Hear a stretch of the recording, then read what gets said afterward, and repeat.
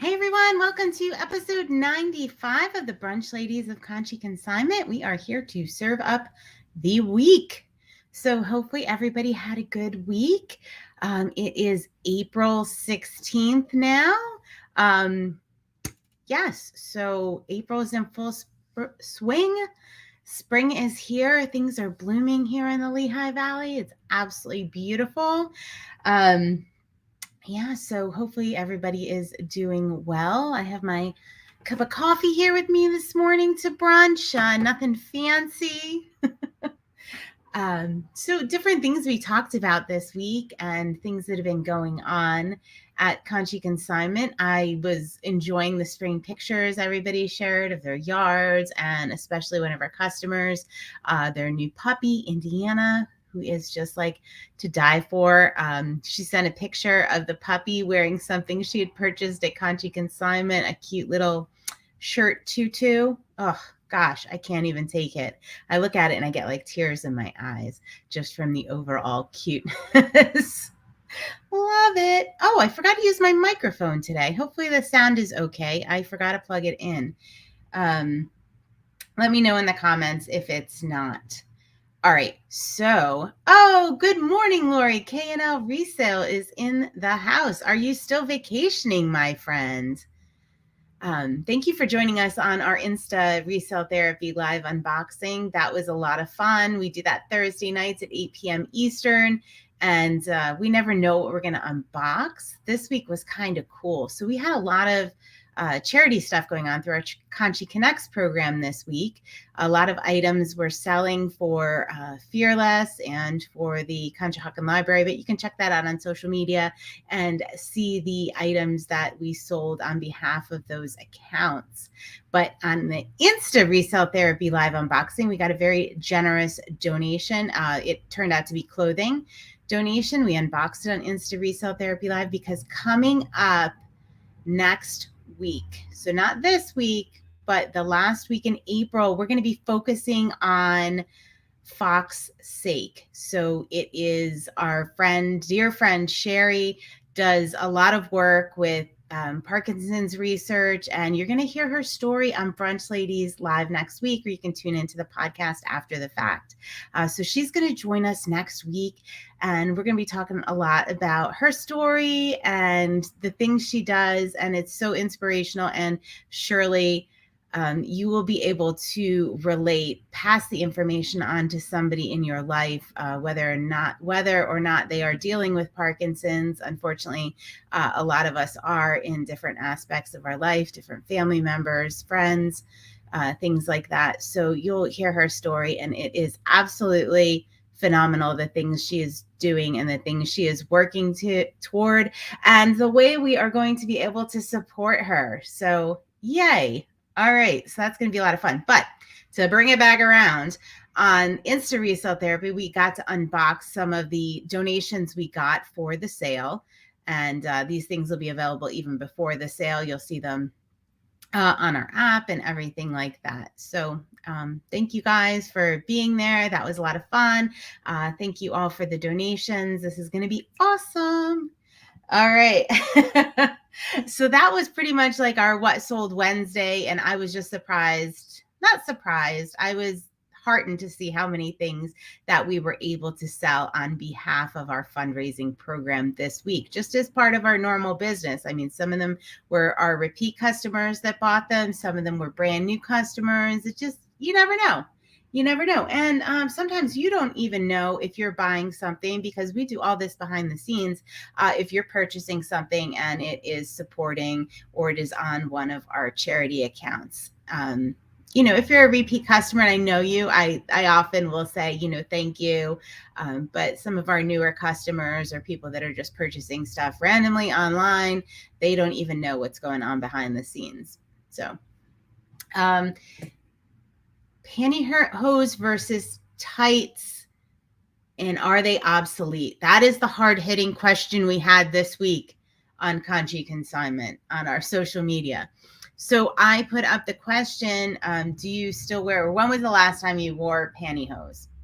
But I really, really should have delved a little bit deeper into that, because turns out there are a lot of people that haven't touched pantyhose in many, many years and have given them up.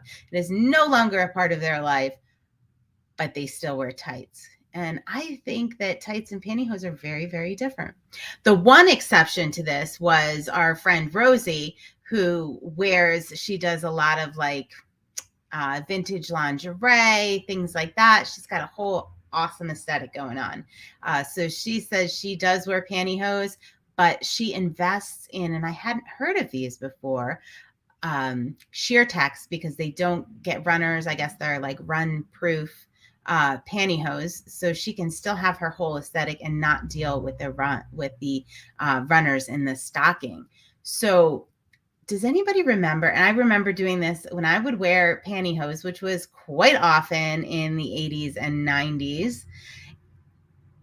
Yeah, maybe into the aughts as well. I would have to carry a bottle of clear nail polish with me, because I would always be putting my finger through the pantyhose or somehow getting a runner in them. Did you guys carry clear nail polish with you as well? Hello, Becky. Good morning. How are you doing today? So were you a pantyhose wearer, and did you carry a bottle of nail polish? So I'm off the pantyhose, right? But I love tights. So I think in the coming weeks, I'm going to have to ask another question and clarify the difference between the two on our social media. So it was definitely an interesting discussion. And the funniest thing happened as soon as I posted that. Wouldn't you know, some random person off of our eBay site. I did get a lot of tights and pantyhose. I don't know, like maybe 5 packs, not tons, but 5 packs that I put up for sale. And as soon as I posted that, somebody random somewhere in the United States bought 2 pair. So, all right, people are still out there enjoying regular old pantyhose. All right, Becky doesn't miss them. I don't either. But I'm not going to be giving up the tights, because when I have to dress up, for those of you that know me, I pretty much live in black leggings. That is my thing. It's easy. I love it. So that is my wardrobe staple, as my mom calls it, my uniform. But when I got to dress up, I'll swap that out. If I'm wearing a dress, I'll swap that out for some black tights. Absolutely. Absolutely. I'm just that versatile. All right. So Friday, Michelle, Shop Daisy Avenue, and I took a trip, because when I say trip, I mean like 10 minutes up the road to one of our favorite shopping places, Snyder's Second Chances. It's a consignment store, and they do a lot of home goods, furniture, vintage.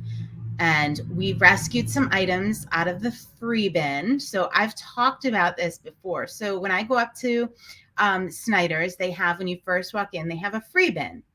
And you never know what you're going to find in that. And I challenge myself every time I go in there to at least get one thing out of the free bin. I consider it rescuing. That's my rescue work, and sell it. So we got quite a few things. I mean, that free bin was really popping on Friday. So Michelle and I got some really cool stuff out of the free bin, and we were shopping. So next week, I'm going to show you guys what I bought. I wasn't able to get the box or the, let's say, fun chairs that I think we have a lot of fans of cleaned up and upstairs yet. So I will show that to you guys next week, the week after, because I love to show off these hauls. And there are some really, really cool vintage pieces that we got. Maybe we can talk Michelle into coming on and showing off some of hers too. I think she might be on vacation that week. All right. Like Lori is this week. I'm so excited for you. What's your favorite thing you've done on vacation thus far, Lori? Oh, I didn't know this. All right, let's see. Becky says old pantyhose boxes have fantastic graphics that are collectible. Ah. All right. Well, I did not know that. Maybe I'll be one day rescuing pantyhose graphics out of that free bin. I'm not sure. I always learn something from you guys. That's awesome. Awesome. And speaking of learning from our community, I am going to a meetup today down in King of Prussia with some of my fellow resellers. A lot of sellers, they do a lot of Amazon. I'm kind of like the token eBay person that goes. But I get to meet up with some of them, and some of them are actually consigners. So you've actually bought some of your fellow reseller stuff through Conshy Consignment. We have a lot of fun, just a small group of really amazing people. And it's always fun to hang out with people that do what you do and don't get sick of you talking about it and share ideas. I always come back with some really good ideas.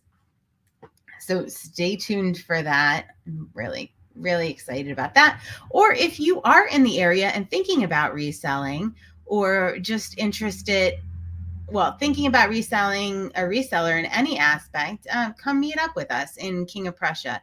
So you can just send me a message and I will send you the link for the group and come hang out with us. We meet at the Wegmans Cafe in King of Prussia monthly. It's really fun. It is organized by a woman named Vicky, and she's great. She does a great job. And the food at Wegmans is really good. So yeah, we have a little snack, we chat a little bit. I love Wegmans. Okay, so I'm just going to go off on a little tangent here. So I actually worked at Wegmans while I was in college, in the one in the Scranton area, in the early 90s. I worked in the produce department. I was the only woman in the produce department. It was all men. And I didn't know that was like a male dominated thing, but it was a wonderful, I have to say, to date, it was the nicest place I've ever worked. It was the most respectful of their employees, of their customers, truly like walked the walk. They were great. And my sister worked in the bakery, which was right next to the produce department. We often didn't have the same hours, but that was kind of fun. They always paid $1 extra an hour when you worked on Sundays. I don't know I have no idea if they still do that, but I loved working there, and I hope it is the same for their employees today as it was back in the early 90s, because it was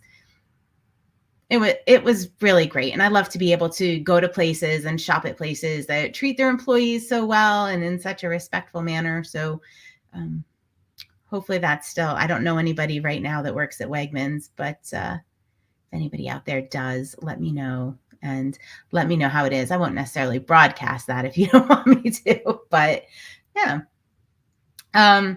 Okay, so I'm going to wrap this up in just a minute, but I want to talk a little bit about watches today. All right. So I've been saying for a couple weeks, I think about 2 months ago, we got a large watch consignment in, and it was all sorts of watches, predominantly men's watches, wristwatches, mechanical, automatic. And it was a lot of work because the consigner had shopped at many different locations, had done auctions. So a lot of stuff needed to be authenticated. I knew nothing about watches. And right now, just to get them listed and sold, I scratched the surface. Of course, I had to authenticate some, had to go through a lot, but I've never been a watch person. So it was really like starting from scratch for me. And it was so fun. And I was just so thankful that they entrusted me with these items, because I loved everything about learning about watches. And I'm going to share a little bit of that with you guys today. So I didn't and things I didn't know, like we all know, like wristwatches, it wasn't really popular for men until like the 1950s. So, watches date back to like the 14th century, believe it or not. That's crazy.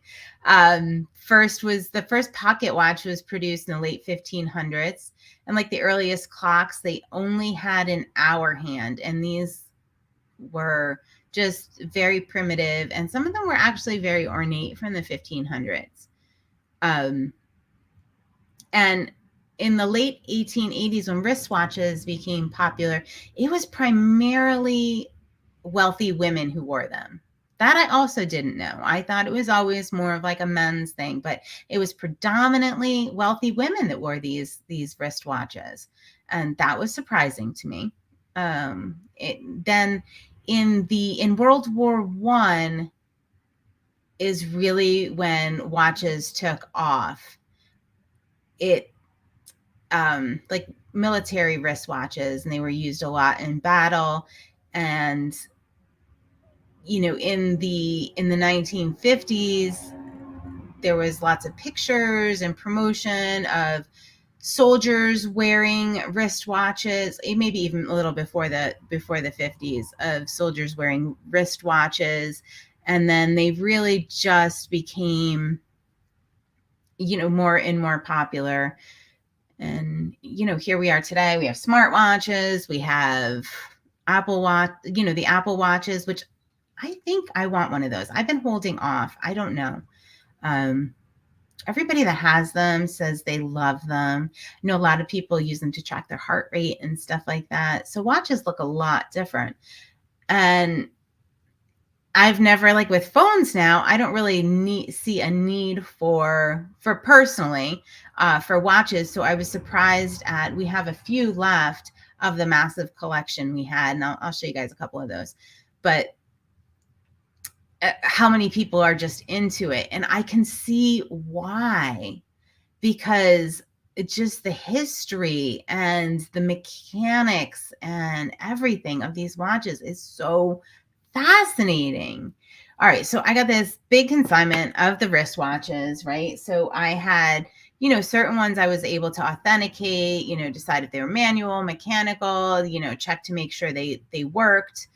And there were, let's see, I had some Invicta ones, which kind of lost their value. I mean, they were really, really high ends, but here's one. But they became more mass produced and not as considered as high end. I can't speak to the quality of them. Most of them we had sold already.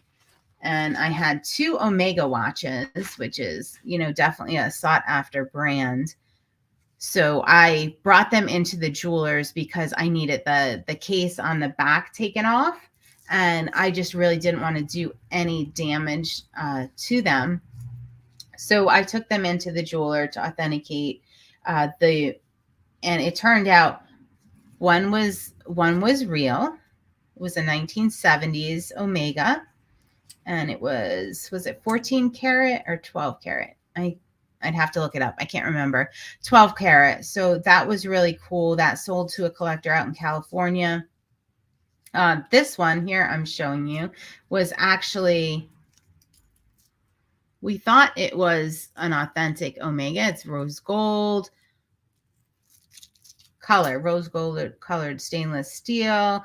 It had some of the markings, but I could not just get this authenticated. It is absolutely beautiful. It works beautifully. However, when we took, it's a chronograph, when we took the back off, we were able to take photographs, and it is absolutely not the real deal. All right, so this is a knockoff, which of course we will never sell knockoffs. But we had to actually take it to the jeweler. He had to take the back off. And that's the way we needed to authenticate it. So if you are a watch person or a reseller even, you can always take things. I always recommend taking watches to a jeweler or somebody that specializes in that, because if you're authenticating even I'm going to use Rolex as an example. If you have a Rolex and you need it authenticated, there's so many knockoffs up there, and there's really, really good ones. So you have to take it to somebody that can really delve in and authenticate that. So story, we were actually at an auction, my son and I guess it was about 2.5 years ago now. And they had these really high-end watches, and they were selling them, and they had put them through like some crude authentication, and they seemed real, and they ended up selling, I don't know, a couple of them, and one of them turned out to be inauthentic when they took it and got the additional authentication done and had it taken apart and looked for the markings where there needed to be markings.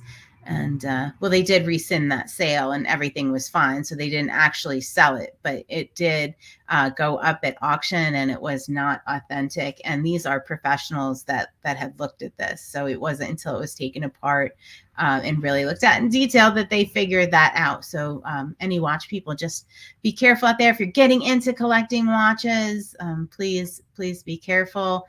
Know who you're buying from. Make sure it's been authenticated. So yeah, so I am actually going to go over onto our app. I don't know, probably in about 10 minutes, Facebook and Instagram. And I'm going to show off some of these fun watches that we still have left from this large lot. And maybe I'll even throw in a sale code. Woo, yeah. For some of the ones we have left that have been authenticated, we have some fun. I have a Flint skeleton watch, which I didn't know what a skeleton watch was. I finally found out through all my research. It is where you can, I mean, it seems like it should be obvious, but you can see the movement, like even the back is open. You can see all the gears and all the movement through the face and or through the back of the watch. And that is a skeleton watch. And some of the ones that don't work, you will see a lot of people purchasing them, looking at them for the right price, doing all these steampunk designs. And so even if you have a watch that's not working, you can sell it for salvage if it's a cool one, because there are people that are doing different things and they don't need or want a working watch. So sometimes they have all these cool parts and pieces that can be repurposed for something else. So we've done that with some of our salvage watches, and it's always surprising. Some of you out there that are working on these cool upcycling projects and taking pieces of watches and making something else and being all steampunk. Love it. All right. Well, I think I covered everything that went on at Conshy Consignment this week. It's been a lot of fun. Thank you guys for a great week. Next week, we will have Sherry on our live YouTube talking about For Fox's Sake and Parkinson's research. And yeah, so join us live for that or catch the podcast after the fact, because it's really going to be it'll be the kickoff to a very fun, interesting week that will allow you all to give back and spread the word about this amazing initiative. So hope everybody has a great week. So until next week, bye.